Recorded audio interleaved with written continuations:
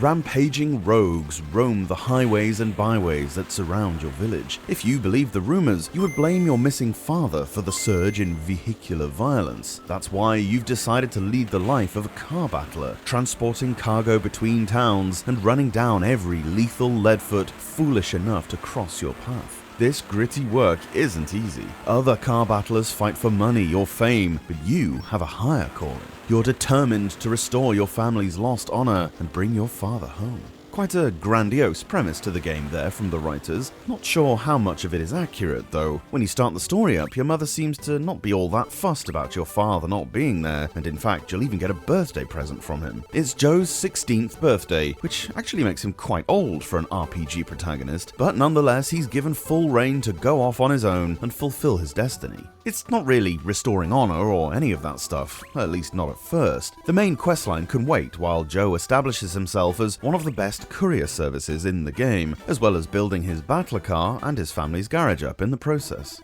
This is an RPG in essence, but not a particularly run-of-the-mill one. Oh, you have your standard leveling up system with experience points and such, a currency system, and the ability to augment your arsenal by installing new parts and so on. But while you do have an overworld that you can walk around and talk to NPCs in, the majority of the action bits take place in the route between towns. Here, you're driving your car and need to travel from point A to point B, destroying any other cars, gun turrets, rocks and trees, whatever you come across basically. Some of them will drop cash, upgrades, cards, or even junk. You're able to drive between your home village and any of the first 4 destinations as you please, collecting both materials and experience points. By default, you drive forward with A, reverse by pressing down and A, and fire your weapons using the R trigger. It's both a comfortable way of controlling the car and also allows for the extra controls to seamlessly slip in later. You'll soon be finding various cards on your travels. These often have what are called overdrive skills, and these can be assigned to 3 slots: up and B,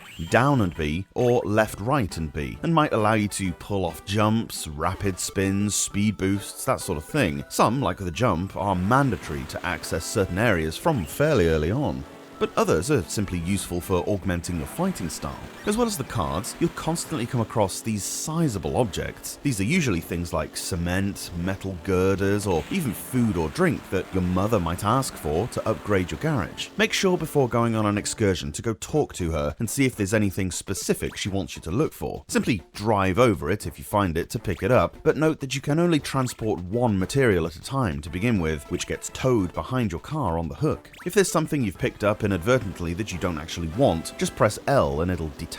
Later on, you'll unlock bigger capacity, and also it's not just your mum you're collecting for. Eventually, you'll discover the new upstart village called Guts, which you can also find stuff for and help to build up. If the game were merely a collectathon where you just drive between the small handful of locations along the same routes, it'd be a bit dull. Thankfully, there is quite a fun storyline as well that typically progresses through the job center. Once you've got your license, you can accept a load of jobs. These are usually some variant on a courier mission whereby you get loaded up with cargo, drive along a route making sure to survive, then drop the same off at the end destination. Sometimes these are timed, and you'll get bonuses depending on how quickly you're able to finish. It's usually best not to get too tied up with shooting things or exploring while on these missions because A, safety reasons, and B, the time bonuses are quite generous actually, and these routes are free to be explored at any time when not on a mission anyway. Once you unlock a new route, it's definitely worth doing a few passes along it, in either direction too, because there are usually mini-bosses, hidden treasures and such in places off the main road.